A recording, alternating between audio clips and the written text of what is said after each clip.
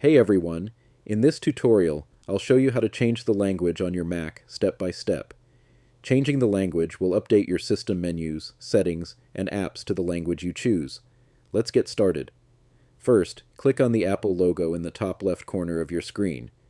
From the drop-down menu, select System Settings. Now scroll down and click on General.